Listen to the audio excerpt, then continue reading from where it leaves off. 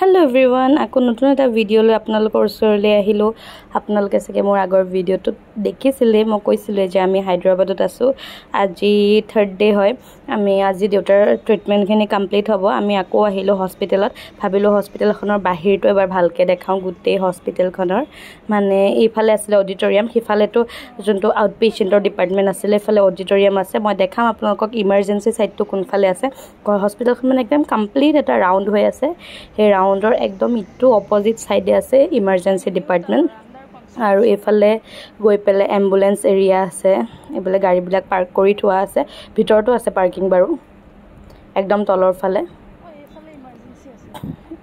এফালে গৈ পেলে একদম এপাক ঘুৰিব লাগে এপাক ঘুৰা পাছতহে মানে ইমাৰ্জেন্সি এৰিয়াটো থাকে তাত অকল ইমাৰ্জেন্সি পেশেন্টবোৰ লৈ যোৱা হয় যোনবোৰ আউট পেশেন্ট থাকে বাহিৰৰ পৰা আহে হেবোৰ পেশেন্ট ইয়াতে ৰখা নহয় এইটো হৈছে ইমাৰ্জেন্সি এৰিয়া ইয়াতে সকলো মানে ইমাৰ্জেন্সি কেसेस বিলাক হ্যান্ডেল কৰা হয় যেনেকৈ আমাৰ ইমাৰ্জেন্সি কিবা হলে একদম ডাইৰেক্ট আহি ইয়াতে লৈ আহিব লাগে অকনমান নতুন হলে সাবলে মানে বিচাৰিবলে দিগদাৰ হয় আমি ভাবিলো এবাৰ ঘুৰি পেলে চাই লওঁ গুটেখন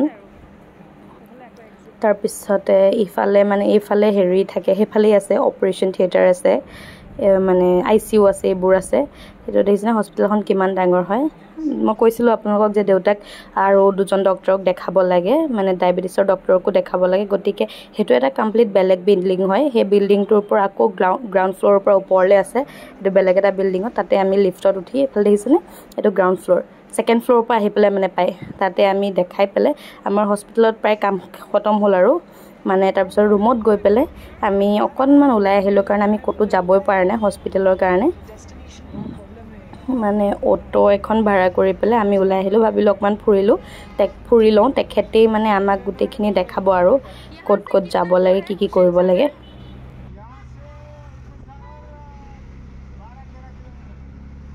12-13 किलोमीटर और उसका आसपास में क्या-क्या है उसका आसपास में ये तो बिरला टेम्पल दिखाएगा तुम्हारे को हां एनटीआर गार्डन हां हुसैन सागर लुम्बिनी पार्क और ये चार जगह ना और उस ড্ৰাইভাৰজনে কৈ দিছিলে মানে আমি কোনটো জায়গাত গলে কি চাব পাৰিম আমি এতিয়া বৰ্তমান গৈ আছো হুসেন সাগৰ মানে হে সাইডে বহুত কিটা স্পট আছে চাবলৈ কাৰণে হুসেন সাগৰ আছে লুম্বিনী পাৰ্ক আছে বিৰলা টেম্পল আছে জগন্নাথ মন্দিৰ আছে মানে গুটেখিনি বস্তু তেখেতে দেখাব বুলি কৈছে আৰু তেখেতে আমাৰ পৰা ভাড়া লৈছিলে 600 প্ৰায় মানে 3 ঘণ্টা মান সময় তেখেতে আমাক ঘুৰাই কৰি গুটে জায়গাখিনি দেখাইছিলে আমিও আসলতে নতুন গতিকে চিনি না পাও সেই কাৰণে তেনেকি মানে অটো এখন ভাড়া কৰি লৈ ললো আৰু দেউতা আৰু মই গৈ আছো ৰাস্তাবিলাক কিন্তু বহুত বেছি ধুনিয়া হয় মানে ইয়াৰ ৰাস্তাবিলাক দেখিছেনে বহুত ক্লিন হয় বহুত সাফা হয় বহুত ধুনিয়া হয় ৰাস্তাবিলাক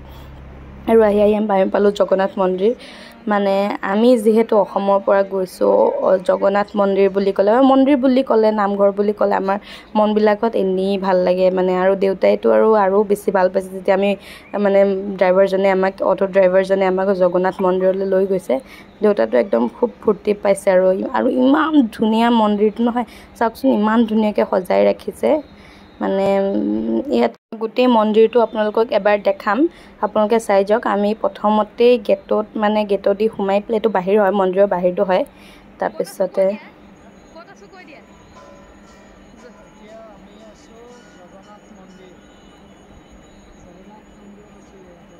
কিজনে ইমান ধুনিয়াকৈ সকলোবিলাক বস্তু ৰখাই থোৱা আছে আমি প্ৰথমতে গৈ পেলে ইফালে বাহিৰেদি গৈ হিফালদি যাব লাগে ইফালে দেখিছেনে ৱে টু টেম্পল বুলি লিখা আছে হেফালেদি যাব লাগে হেফালেদি গৈ পেলে ভিতৰ সোমাব লাগে আৰু হেফালে গৈ আমি ধূপৰ পেকেট এটা লৈ লৈছো মানে ভাবিছো ধূপ জ্বলাম বুলি তাৰ ভিতৰতে সব চাকিও জ্বলাব পাৰে আপোনালোকে কিবা দিও বুলি ক'লে দিবও পাৰে তো আপোনালোকৰ লগত কথা আৰু আমি দেউতাই মই ধূপৰ পেকেট এটা লৈ ললো ধূপৰ পেকেট এটা লৈ পেলে দেউতাই ক'লে ভিতৰতে ধূপ জ্বলাই দিম আৰু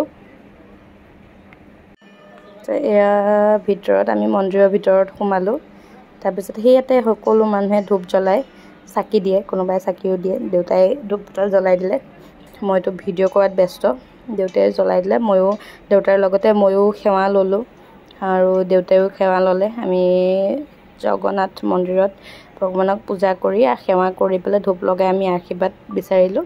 তাৰপিছত আপোনালোকক মই বাকীখিনি জেগা দেখাম। বহুত বেছি ডাঙৰ হয় মন্দিৰটো, বহুত বেছি ডাঙৰ হয়। আমাৰ অসমত চাগে ইমান ডাঙৰ জগন্নাথ মন্দিৰ নাই, আছে বাৰু আমাৰ এইফালেও অসমতো আছে, আপাৰ আছামৰ ছাইডে আছে, কিন্তু চাগে ইমান ডাঙৰ নহয়, যথেষ্ট ডাঙৰ হয়। মানে আপোনালোকে ভিডিঅ'ত হয়তো ভালকৈ ধৰিব নোৱাৰিব পাৰে, কিন্তু এৰিয়াটো বহুত ডাঙৰ হয় আৰু বহুত ধুনীয়াকৈ মানে দেখিছেনে চব ফালৰ পৰা ৰাম, সীতা, শ্ৰীকৃষ্ণৰ গোটেই বস্তুবিলাক এনেকৈ মূৰ্তি বনাই পেলাই মানে গোটেই চাৰিওফালে এনেকৈ হেৰি কৰি থৈ দিছে ৱালবিলাকত। এয়া চাওক,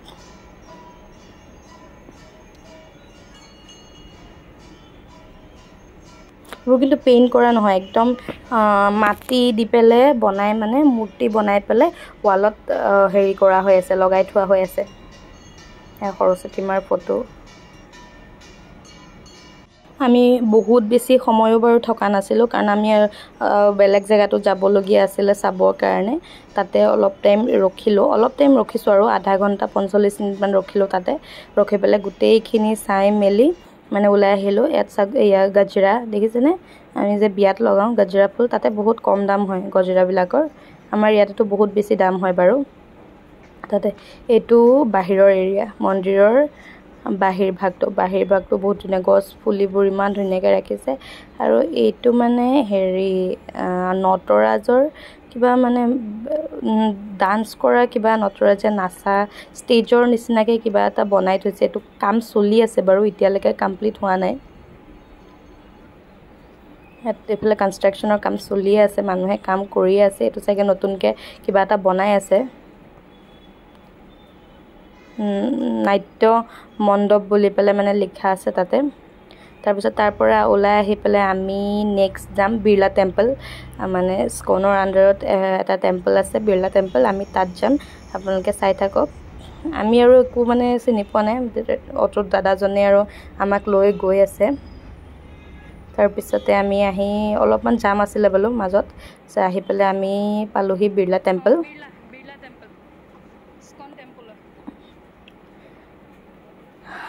বহুত ওপৰত আছিলে মন্দিৰটো।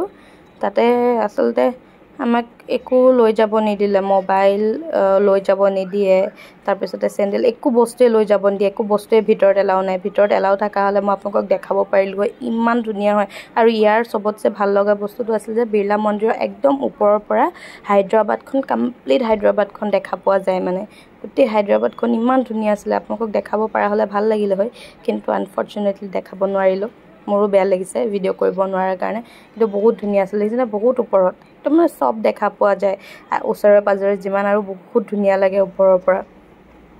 চ' দেখাব নোৱাৰিলোঁ সেইটো।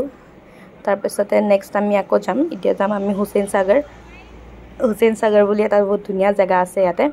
তাৰপিছতে মই ওচৰতে গজৰা দেখিলোঁ, গজৰা দেখি পেলাই মানে একদম আমি আৰু ছোৱালী মানুহবোৰ এইবোৰৰ বলিয়াই হয়। আমাৰ তাতে বহুত দাম হয় এইবোৰ গজৰা, কিন্তু ইয়াতে চাওক এইডাল অকল 30 ৰুপিজ লৈছে। সেইকাৰণে মানে আৰু ইমান ধুনীয়া স্মেল হয়, মুগা গজৰা হয় এইটো, যিটো মানে আমাৰ ইয়াত চাগে পাবলৈ গুৱাহাটীতে পোৱা যায়, নগাঁও চগাঁৱতো পোৱাই নাযায় বাৰু, বহুত মানে ৰেয়াৰ হয় আমাৰ ইয়াতে। কিন্তু আৰু পালেও মানে বহুত বেছি কষ্টলি হয়। মই মোৰ বিয়াত লগাইছিলোঁ বাৰু, এইটো বহুত দাম লৈছিলে, কিন্তু ইয়াতে অনলি 30 ৰুপিজ হয়। ইমানটো লেন্থ মানে 30 ৰুপিজ হয়। দেখিছেনে ইমান ধুনীয়া লাগিছে। মানুহজনীয়ে লগাই দিব পৰা নাছিলে, গতিকে মই নিজেই লগাই ল'লোঁ। কিন্তু কি হ'ব, আমি ভাবি আছিলোঁ হুছেইন সাগৰ যাম বুলি, কিন্তু হুছেইন সাগৰ নাপাওঁতে ৰাস্তাত বহুত বেছি বৰষুণ দিছিলে। এইটো দেখিছেনে, বাহিৰত মই আপোনালোকক অটো পাই ভিডিঅ' কৰি দেখাইছোঁ। এইটো হৈছে মানে মুখ্যমন্ত্ৰীৰ ঘৰ, এইটো দেখাম বাৰু ভালকৈ পিছত। আৰু এই যোনটো ডাঙৰ মূৰ্তিটো দেখিছে, এইটো আম্বেদকাৰৰ মূৰ্তি হয়। আৰু ওপৰত চাওক চৰাইবোৰ ইমান ধুনীয়াকৈ উৰি আছে, বহুত ধুনীয়া ভিউটো। কিন্তু বৰষুণে মানে চব বৰবাদ কৰি দিলে, বৰষুণ আহি গ'ল বহুত টানকৈ। এইখন হৈছে হুছেইন সাগৰ, মানে বৰষুণ নপৰা হ'লেও আমি অলপমান যাব পাৰিলোঁ হয়। ইয়াত মানে বোটত উঠিব পাৰে, বোটত উঠি পেলাই ইয়াত ৰাইড কৰিব পাৰে, জাহাজ ৰাইড কৰিব পাৰে। কিন্তু আমাৰ দেৰিও হৈ গ'ল, আন্ধাৰো হৈ গ'ল, আৰু বৰষুণো দি দিলে, মানে বহুত বেয়া লাগিছে বৰষুণটো দিয়াৰ কাৰণে, কিন্তু উপায় নাই। এইখন হুছেইন সাগৰ, কিন্তু দাদাজনে কোৱা মতে মানে হুছেইন সাগৰ যোনবোৰ পানীবোৰ, এইবোৰ একদম চাফা নহয়, বহুত লেতেৰা পানী হয় বোলে। কিন্তু দেখিবলৈ বহুত ধুনীয়া আছিলে ভিউটো। আমি আৰু ওচৰতে ৰখি মানে পানী পুৰিও খালোঁ, দেউতাহঁতে কৰ্ণ খাম বুলি ক'লে, গতিকে কৰ্ণ ৰখি পেলাই খালোঁ। কিন্তু যে গাইজ কৰ্ণকেইটা মানে ইমান ধুনীয়া হয়, ইমান মিঠা হয়, আমাৰ ইয়াত মানে পোৱা নাযায়, ইমান মিঠা। আমি আৰু এক্সট্ৰাকৈ কেইটামান লৈ আহিছোঁ খাবৰ কাৰণে। যে এইটো চাওক, মই যিটো কথা কৈ আছিলোঁ, এইটো হৈছে মুখ্যমন্ত্ৰী হাউচ, য'ত মানে MLA মন্ত্ৰীবোৰ থাকে। বহুত ধুনীয়া হয়, বহুত ধুনীয়া, একদম কিবা মেহেল টাইপৰ, মানে ইমান ধুনীয়া লাগিছে বাহিৰৰ পৰা। আমি অ'টোৰ পৰাই চাইছিলোঁ, কাৰণ বৰষুণ দিয়ে আছিলে অলপ চলপকৈ। বৰষুণৰ কাৰণে আৰু আমি বেলেগ ক'তো যোৱাই নহ'লে। আমি ভাবিছিলোঁ ওচৰতে লুমিনি পাৰ্ক আছিলে, তাতো যাম, কিন্তু তাতে যাব নোৱাৰিলোঁ বৰষুণৰ কাৰণে। উপায় নাই আৰু, একো নাই, নেক্সট আকৌ যদি কেতিয়াবা আহোঁ হায়দৰাবাদ তেতিয়াহ'লে যাম। আৰু এতিয়া সকলোখিনি চাই কৰি আৰু আমি ঘৰ মানে ৰুমৰ ফালে আকৌ আহিলোঁ। আৰু আকৌ নেক্সট কাইলৈ আমি মানে বেলেগ ক'ৰবাত তাত যাম বুলি ভাবিছোঁ। গতিকে আপোনালোকে মোৰ ভিডিঅ'বোৰ চাই থাকক। যদি ভিডিঅ'টো ভাল লাগে তেতিয়াহ'লে ছাবস্ক্ৰাইব কৰি দিব। ফাইনেলি আমাৰ হস্পিটেলত চব দেখুওৱা কৰা হৈ গ'ল। আজি দিনত হ'ল আৰু অলপমান আমি ফুৰি আহিলোঁ। অলৰেডি আপোনালোকক ভিডিঅ'ত দেখা পাইছেই। আৰু আহি পেলাই ৰুম পালোহি। এতিয়া খানা বনাম আৰু কাইলৈ এটা ধুনীয়া নতুন জেগাত যাম। তো আপোনালোককো দেখাম, লৈ যাম। বহুত মানে ময়ো বহুত এক্সাইটেড হৈ আছোঁ যাবলৈ কাৰণে। আমি এটা দিন এক্সটেণ্ড কৰি থাকিলোঁ। আমাৰ অলৰেডি কাম হৈ গ'ল বাৰু হস্পিটেলত, কিন্তু তথাপিতো এটা দিন থাকি দিলোঁ আমি। আমাৰ পৰহিলৈ আছে ফ্লাইট 6টা বজাত। কাইলৈ দিনটো আমাৰ তাত আছে। অলপমান ফুৰিম বুলি ভাবিলোঁ, কাৰণ হায়দৰাবাদখন বহুত ধুনীয়া, ফুৰিবলৈ বহুত জেগা আছে। তাৰপিছতে আমি এতিয়া অলপমান ফুৰিম। আজি ভাত পানী খাই সোনকালে শুম, শুই লৈ কাইলৈ আৰ্লি মৰ্ণিং আমি যাম, এৰাউণ্ড 8:30ত যাম। আচলতে ইয়াত বহুত দেৰিকৈ পোহৰ হয়। আমাৰ তাত এতিয়া চাগে অসমত বহুত সোনকালে পোহৰ হয়, 4টা বজাত পোহৰ হৈ যায় অসমত এতিয়া, কিন্তু ইয়াত মানে 7টা বজাতো ভালকৈ পোহৰ নহয়, আৰু আন্ধাৰো বহুত দেৰিকৈ হয়। প্ৰায় 8টামান বজাতহে মানে ৰাতি আন্ধাৰ হয়, কমপ্লিট আন্ধাৰ হয়।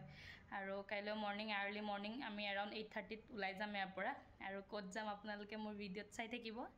তো আজিলৈ ইমানেই আছিলে। এতিয়া বহুত বেছি টায়াৰ্ড হৈ আছোঁ, বহুত বেছি ভাগৰ লাগিছে। এইকেইদিন বহুত কষ্ট হৈছে হস্পিটেলত দৌৰা দৌৰি কৰি থকা। তো এতিয়া অকণমান শুম, শুই পেলাই কাইলৈ আকৌ লগ পাম ভিডিঅ'ত। বাই, গুড নাইট।